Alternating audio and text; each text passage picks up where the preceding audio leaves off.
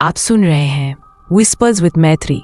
मैं हूं मैत्री और आज मैं आपको एक ऐसी कहानी सुनाने जा रही हूं जो मुझे हाल ही में रविंद्र नाम के एक लड़के ने इंस्टाग्राम पर मैसेज करके भेजी है। रविंद्र ने बताया कि ये कहानी उसकी जिंदगी की सबसे खौफनाक रात की है, एक ऐसी रात जिसने उसे हमेशा के लिए बदल दिया। रविंद्र कहता है, मैं पिछले 12 साल से ट्रक चला रहा हूँ। शुरू में ये मेरे लिए सिर्फ कमाने का जरिया था, लेकिन अब मेरी जिंदगी और मौत के बीच एक पतली डोर की तरह लगती है। हर रात जब शहर गहरी नींद में होता है, मैं एक भारी भरकम ट्रक लेकर निकलता हूँ। सुनसान सड़कों पर, अंधेरे हाईवे पर, जहाँ सिर्फ मेरे ट्रक की हेडलाइट्स ही मेरा साथ होती है। कुछ साल पहले मैं हरियाणा की एक गुटखा फैक्ट्री के लिए सामान लेकर जाता था, ज्यादातर नजदीकी डीलरों को। शुरू में मैं केवल दिन में गाड़ी चलाता था क्योंकि रात को सोना जरूरी था, लेकिन जब पता चला कि रात में डिलीवरी करने पर दुगना पैसा मिलता है तो लालच ने डर को पीछे छोड़ दिया। धीरे धीरे मैं रात में भी ट्रक लेकर निकलने लगा। शुरुआत में मैं अकेला जाता था, पर कंपनी के मालिक ने कहा कि अब तुम्हारे साथ एक खलासी भी रहेगा, सुरक्षा के लिए और माल चढ़ाने उतारने में मदद के लिए। और उस पहली रात मुझे मिला वह लड़का, सुरजीत। हमारी पहली मुलाकात कुछ खास नहीं थी, बस नमस्ते उस्ताद, हाँ जी ठीक है जैसे 2-4 शब्द बोले और हम निकल पड़े। डिलीवरी वाली जगह ज्यादा दूर नहीं थी, इसलिए जल्दी जाकर लौट भी आए। पर फिर ये आदत सी बन गई, जब भी रात को निकलता मालिक सुरजीत को ही मेरे साथ भेज देते। धीरे धीरे हमारी बातचीत बढ़ी और फिर दोस्ती भी हो गई। सुरजीत एकदम अलग किस्म का इंसान था, बहुत हंसमुख, बातें करने वाला, बिना थके मदद करने वाला। रास्ते में वो गाने गाता, चुटकुले सुनाता। एक बार तो उसने इतना हंसाया कि मुझे ट्रक रोकना पड़ा। मैंने खुद एक दिन मालिक से कह दिया, भाई साहब खलासी तो ठीक है, पर ये लड़का साथ में हो तो रास्ता आसान लगता है। मालिक मुस्कुराए और बोले, तुम दोनों की जोड़ी फिट है। और उसके बाद तो हम एक ट्रक के 2 पहिए बन गए। रातें अब डरावनी नहीं लगती थी। हाईवे की सुनसान सड़कें, दूर दूर तक अंधेरा, पर उसके साथ सब आसान लगता था। कभी कभी जब ट्रक खराब हो जाता तो सुरजीत बिना कहे नीचे उतर जाता।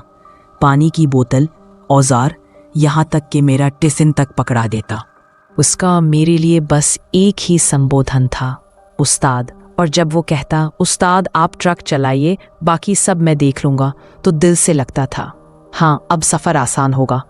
लेकिन शायद हर सफ़र का एक मोड़ होता है। कुछ महीने बाद मैंने देखा कि सुरजीत का व्यवहार धीरे धीरे बदलने लगा। पहले जो लड़का हर वक्त हंसता था, अब वो चुपचाप रहता। कई बार मना करने पर भी मेरे साथ डिलीवरी पर जाता, पर थका थका सा रहता। ड्राइविंग के वक्त आंखें मूंद लेता या बस सीट पर टिक कर बैठा रहता। उसकी आंखें बिल्कुल स्थिर थीं, पलकें झपकती नहीं थीं और वो ऐसे देखता जैसे कुछ दिख ही नहीं रहा हो। मैंने एक दिन सीधा पूछा, क्या बात है सुरजीत, तबीयत तो ठीक है? उसने थोड़ी देर चुप रहने के बाद कहा, पता नहीं उस्ताद, शरीर थकता नहीं पर मन भारी रहता है, जैसे कुछ छूट गया हो, कोई आवाज़ जो कभी सुनी नहीं गई। मैं समझ गया कि बात कुछ सीरियस है। एक रात वापस लौटते समय मैंने तय किया, अब नहीं, अब मैं इसे ऐसे नहीं चलने दूंगा। अगली सुबह मैंने मालिक से मिलकर उसे छुट्टी दिलवाई। मालिक बोले, ठीक है 10 दिन गांव चला जाए, इलाज करवाए। मैंने खुद उसे बस में बैठाया। उसके जाते वक्त उसने कहा, उस्ताद जल्दी लौटूंगा, आपका साथ मुझे सुकून देता है। मैंने हंसते हुए कहा, ठीक है मेरे भाई, जल्दी आ, अकेले में मज़ा नहीं आता।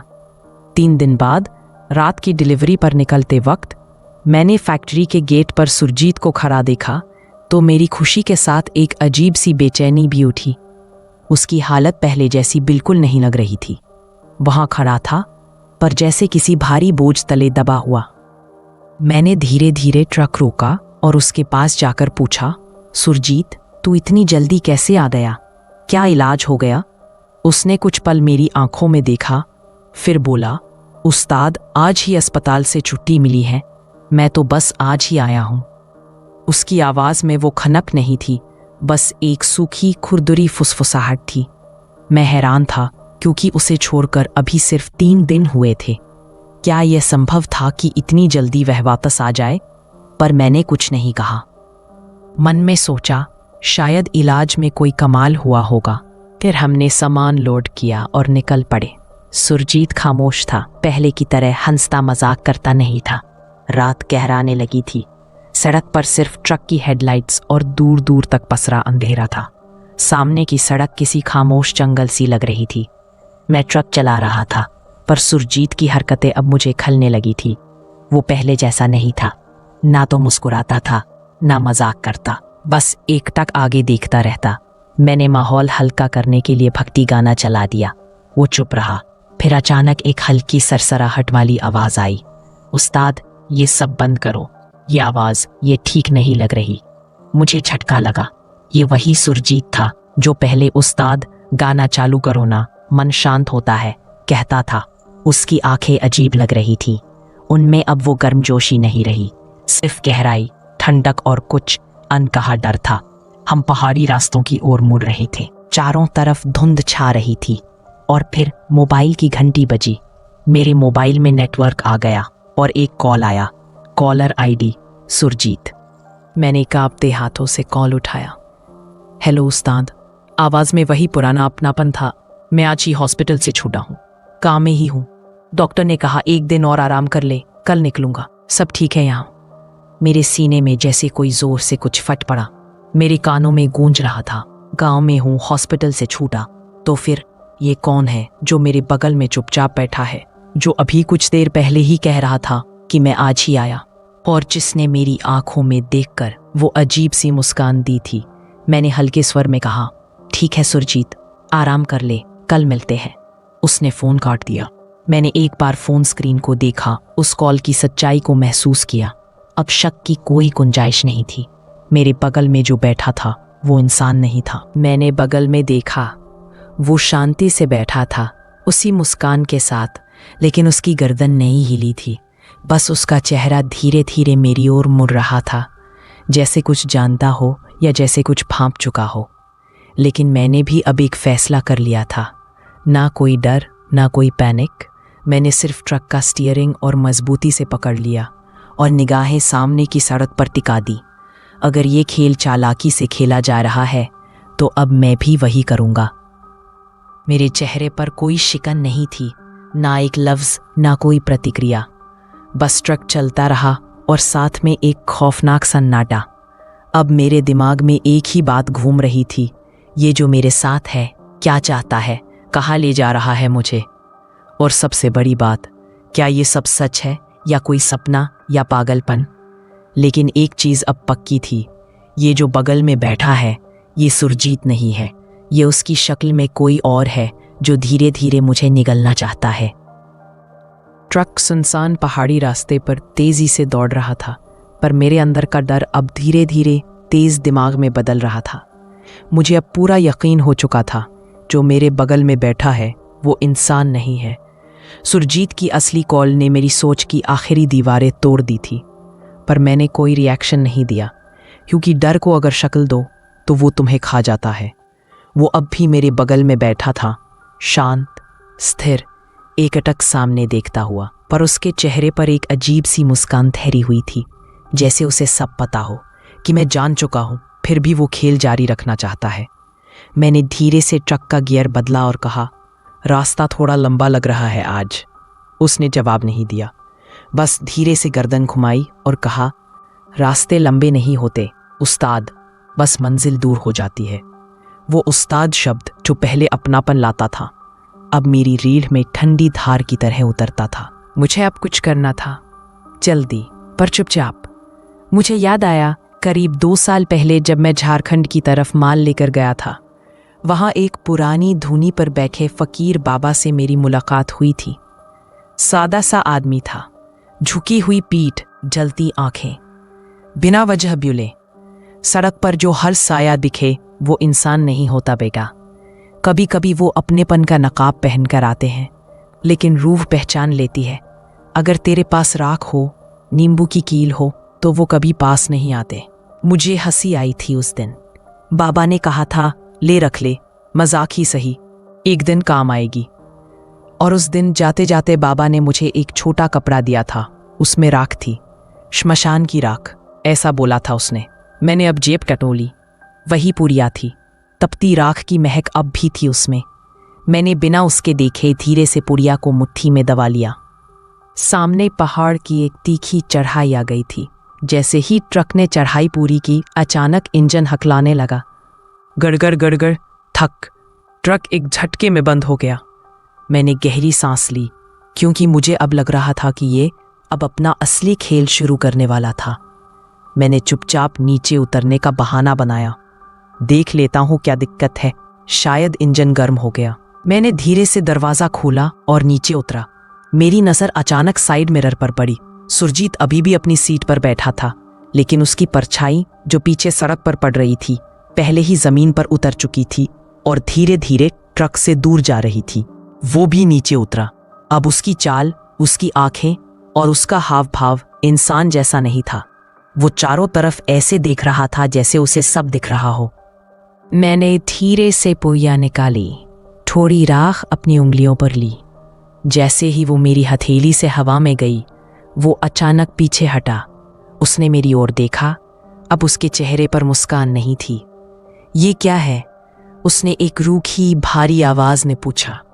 मैंने कुछ नहीं कहा, बस धीरे से उसकी आंखों में देखा और कहा, तू जो भी है इंसान नहीं है, लेकिन मैं भी अब तेरे खेल में नहीं फंसने वाला। वो अब कुर्राने लगा, उसका चेहरा बदलने लगा, आंखें लाल, बाल उड़ते हुए, पैर जमीन पर नहीं हवा में झूलते। मैंने राख की आखिरी चुटकी निकाली और हवा में उछाली। धाई, एक चिंगारी सी उठी, हवा में गर्म लपटों का आभास हुआ। उसने चीख मारी, उस्ताद, तुझे नहीं छोड़ूंगा, ये राख तुझे आज बचा सकती है, हमेशा नहीं। और फिर वो धुएं जैसा होकर हवा में घुलने लगा। मैं वहीं ट्रक से कुछ दूरी पर जमीन पर बैठ गया। सांसें तेज थी, धड़कन काबू से बाहर, पर अंदर कहीं शांति भी थी, क्योंकि मुझे अब यकीन था कि मैं सच पहचान गया। रात के करीब 3 बजे थे। हाईवे पर सन्नाटा पसरा हुआ था। रविंद्र की आंखें भारी थी, लेकिन उस रात जो कुछ उसके साथ हो चुका था, उसके बाद अब नींद की तो कोई गुंजाइश ही नहीं बची थी। उसे किसी ढाबे की तलाश थी, चाय की नहीं, इंसानों की मौजूदगी की। और तभी दूर सड़क के किनारे एक टिमटिमाता बोर्ड दिखाई दिया, शिव शक्ति टी पॉइंट, 102 मील। ढाबा छोटा था लेकिन जिंदा था। मिट्टी की जमीन पर कुछ कुर्सियां थीं, एक जलता हुआ तंदूर और पीछे एक झोपड़ी थी जिसमें हल्की रोशनी जल रही थी। रविंद्र ने राहत की सांस ली। ढाबे पर कुछ लोग पहले से मौजूद थे। एक नशे में धुत ट्रक ड्राइवर, जिसकी आंखें लाल थीं और चेहरा थका हुआ था। एक नवविवाहित जोड़ा जो शायद सफर में थक कर रुका था। लड़की घबराई सी, लड़का मोबाइल में घुसा हुआ। एक ढाबा चलाने वाला लड़का जो चुपचाप तंदूर से रोटियां निकाल रहा था, और एक सफ़ेद दाढ़ी वाला बुजुर्ग जो कोने में बैठा भभूत, धागे और किसी पुरानी किताब के साथ कुछ बुदबुदा रहा था। उसी का नाम था लाला मामा। रविंद्र बिना कुछ कहे एक कोने की कुर्सी पर बैठ गया और चाय का ऑर्डर दे दिया। चाय आई ही थी कि नशे में धुत ट्रक ड्राइवर अचानक जोर से बोल पड़ा, अबे ओ बाबा, तू फिर से उसी हादसे की बात करेगा क्या? वही झील वाला मोड़, वही ट्रक, वही जलती लाशें। हर बार तू ही भूत दिखाता है ट्रक वालों को। ढाबे पर बैठे कुछ लोग हंसने लगे। एक लड़का हंसते हुए बोला, इस बाबा के पास हर डर की एक एक्स्ट्रा कॉपी होती है। लेकिन बूढ़ा नहीं हंसा। उसने बस धीरे से चाय में फूंक मारी और ठंडी आवाज में कहा, भूत तभी दिखते हैं जब इंसान के भीतर कोई पछतावा जिंदा होता है। आत्माएं तो बहुत पहले जा चुकी होती हैं, पर कभी कभी यादें ही इंसान को खा जाती हैं।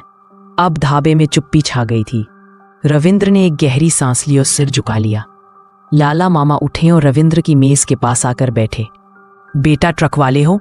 हाँ, रविंद्र बोला। साथ कौन था? रविंद्र कुछ देर चुप रहा। सुरजीत। लाला मामा ने धीरे धीरे एक पुराना थैला खोला और उसमें से एक मुड़ा टुरा अखबार निकाला। उसका रंग पीला हो चुका था, लेकिन छपाई अब भी साफ थी। उन्होंने रविंद्र के सामने रख दिया। गुप्ता ट्रांसपोर्ट का ट्रक हादसा, 22 वर्षीय खलासी की मौके पर मौत, ड्राइवर लापता। नीचे फोटो थी सुरजीत की, वही चेहरा, वही आंखें, वही मुस्कान। रविंद्र के हाथ से चाय का कप गिर गया। उसकी सांसें अटकने लगी। नहीं, ये कैसे हो सकता है? मैं तो अभी 2 हफ्ते पहले भी उसके साथ डिलीवरी पर गया था। कई बार गया हूं उसके साथ। लाला मामा ने चुपचाप सिर झुकाया। कभी सोचा है वो हमेशा ट्रक में तुमसे पहले कैसे पहुंच जाता था? कभी सोचा है भजन बजते ही वो बेचैन क्यों हो जाता था? रविंद्र अब कांप रहा था। धड़कते दिल से रविंद्र ने वो सब बताया जो उसके साथ हुआ था।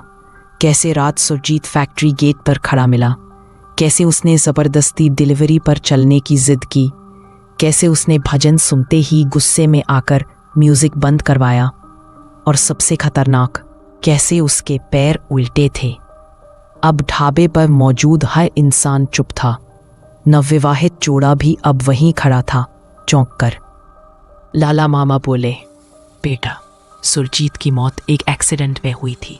गलती उस रात उसके ड्राइवर की थी, जो ट्रक से कूदकर बच गया, लेकिन सुरजीत को मरने के लिए छोड़ गया। तब से सुरजीत की आत्मा भटक रही है, ट्रक की खलासी बनकर। पर अब वो किसी एक इंसान से बदला नहीं लेता। वो ढूंढता है उन्हें जो लालच में, नींद में या डर में किसी मासूम को मौत के हवाले कर देते हैं। रविंद्र की आंखों से आंसू बहने लगे। पर मैंने कुछ नहीं किया था। मैंने तो हमेशा उसे इंसान समझा, भाई माना। लाला मामा ने उसकी हथेली में एक राख की पुड़िया रखी और एक काले धागे का गोला थमाया। तो शायद तू पहला है जिसने उसे इंसान की तरह देखा, और शायद वो भी तुझसे सिर्फ एक बात कहना चाहता हो। डर से नहीं, सच्चाई से सामना कर, वरना ये रास्ता कभी खत्म नहीं होगा। रविंद्र वापस अपने ट्रक की ओर चला। मैंने कैबिन का दरवाज़ा खोला। भीतर घुसते ही एक गीली मिट्टी जैसी ठंडी दुर्गंध उठी, मानो कोई अभी अभी सीट से हटा हो। सांस थोड़ी रुक गई थी, पर मैं चुपचाप चढ़ गया। ड्राइवर सीट पर बैठा, इग्निशन घुमाया, इंजन भड़भड़ा कर जगा, लेकिन आवाज़ कुछ भारी थी, जैसे ट्रक खुद भी कुछ कहना चाहता हो। मैंने क्लच पर पैर रखा, लेकिन नज़र अपने आप बगल की सीट पर चली गई। कुशन हल्का सा धंसा हुआ था, जैसे कोई दिखे बिना वहां बैठा हो। सीट पर कुछ भी नहीं था, लेकिन हवा में एक जानी पहचानी सी मौजूदगी घुली हुई थी। मैंने गर्दन घुमाई। आधे पल से ज़्यादा उस तरफ नहीं देखा। दिल तेजी से धड़कने लगा। हथेलियों में पसीना आ गया था। मैंने स्टीयरिंग कसकर पकड़ा। होंठ भींचे और बुदबुदाया, बस झील तक। ट्रक धीरे धीरे आगे बढ़ने लगा। सड़क अब सुनसान और काली थी, जैसे हर पेड़, हर मोड़ मुझे चुपचाप देख रहा हो। ट्रक जैसे जैसे झील की ओर बढ़ रहा था, वैसी वैसी हवा में अजीब सी ठंडक बढ़ती जा रही थी। हाईवे पीछे छूट चुका था। अब सामने सिर्फ संकरी, पेड़ों से ढकी पगडंडीनुमा सड़क थी। चारों तरफ घना अंधेरा और ट्रक की हेडलाइट की सीधी रोशनी जैसी किसी गहरी नींद में डूबे जंगल को जगा रही थी। रविंद्र ने कोशिश की कि मिरर में न देखे, लेकिन इंसान जितना मना करता है, नजरें उतना ही धोखा देती हैं। अचानक रियर व्यू मिरर में कुछ हलचल दिखी, मानो पीछे कोई बैठा हो। उसने झटके से निगाहें हटाईं, पर सांसें अब थमने लगी थी। तभी सीट के पास हल्का सा कंपन हुआ। बिना बगल में देखे ही रविंद्र ने पूछा, अब क्या करना है तुझे? कोई जवाब नहीं आया, लेकिन कुछ पल बाद वही भारी धीमी आवाज़ जो उसने पहले भी ट्रक में सुनी थी, एक बार फिर गूंज उठी। जहां सब ने मुझे छोड़ा था, वहीं ले चल। रविंद्र की रगों में बर्फ दौड़ गई। ये वही जगह थी जहां ट्रक का हादसा हुआ था। झील वाला मोड़। अब उसे सब समझ आने लगा था। ये आत्मा कोई सामान्य आत्मा नहीं थी। ट्रक झील की काली देह के सामने रुका। इंजन की आखिरी घरघराहट भी थम गई। हवा ऐसी ठंडी थी कि सांस लेने पर फेफड़े भीतर ही जमते लग रहे थे। मगर रविंद्र ने दरवाज़ा खोल दिया। राख की पुड़िया और काले धागे का गोला मुट्ठी में भींचे हुए वह पानी की तरफ बढ़ा। झील के किनारे गीली मिट्टी में पैर धंसते ही रात भर का अंधकार जैसे एक साथ जाग पड़ा। पेड़ों की डालियां चरमराईं और झील के बीचों बीच पानी उबलने लगा। फिर कोई आकृति जलती हुई उल्टे पैरों पर खड़ी, धुएं और आग से जगरमगर चमकती, धीरे धीरे पानी से बाहर निकली। वही सुरजीत, पर चेहरा आधा राख आधा पिघले लोहे जैसा, आंखों की जगह दो खाली गड्ढे जिनमें अंदर से लपटें भबक रही थीं। झील ने जैसे रविंद्र को निगलने की ठान ली थी। लहरें उसकी टांगों से लिपटी थी, मिट्टी गीली होकर जकड़ रही थी। वो चीख नहीं सका, सांसें बंद हो रही थी। सुरजीत की जलती आंखें झील के नीचे से घूर रही थी, जैसे कह रही हूं अब तेरा भी हिसाब होगा। उसे याद आया लाला मामा ने क्या कहा था, अगर उसका गुस्सा सिर्फ तुझ पर है तो तुझे डरना चाहिए, लेकिन अगर उसका गुस्सा सब पर है तो तुझे उसे सच्चाई से मुक्त करना होगा। रविंद्र ने दोनों हाथों से वो धागा खुद की कलाई पर बांध लिया। उसके मन से निकली एक सच्ची पुकार, सुरजीत, मुझसे जो हो सकता है मैं करूँगा, लेकिन मैं वो नहीं हूँ जिसने तुझे मारा और मैं तुझसे भाग नहीं रहा। सुरजीत आगे बढ़ा। उसकी जलती उंगलियां अब रविंद्र के गले तक आ चुकी थी। वो उंगलियां बाहर से बर्फ जैसी ठंडी थीं, लेकिन उनके भीतर जैसे कोई दहकती हुई रात सिसक रही हो। उसकी उंगलियों के पोर जैसे किसी भूखे प्रेत के दांत हो। त्वचा चिलकने लगी, जैसे किसी ने गर्दन पर जलता लोहा रख दिया हो। रविंद्र का दम घुटने लगा। सांसें अब भाप बन रही थीं, जैसे रोटियां तंदूर में चढ़ा दी गई हों। उसे लगा यही अंत है। पर तभी मस्तिष्क में किसी जानी पहचानी आवाज की पिची गूंजी, लाला मामा की फुसफुसाहट। डर से नहीं, सच्चाई से लड़। रविंद्र ने कांपते हाथों से राख का आखिरी ढेला निकाला और उसे सुरजीत के सीने पर दे मारा।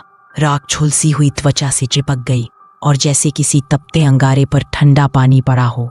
सुरजीत की चीख उठी। वो चीख नहीं, किसी प्राचीन आत्मा की आखिरी चीत्कार थी। झील की हवा कांपने लगी और सन्नाटा ऐसा कि चांद की जगह अब आसमान पर एक गहरा धुएं से बना दाग तैर रहा था। रविंद्र घुटनों पर गिर चुका था, सांस थोकनी की तरह चल रही थी। उसके हाथ में अब भी वो काला धागा था जो राख से सना हुआ था और उसमें 3 पुरानी कीलें फंसी थी।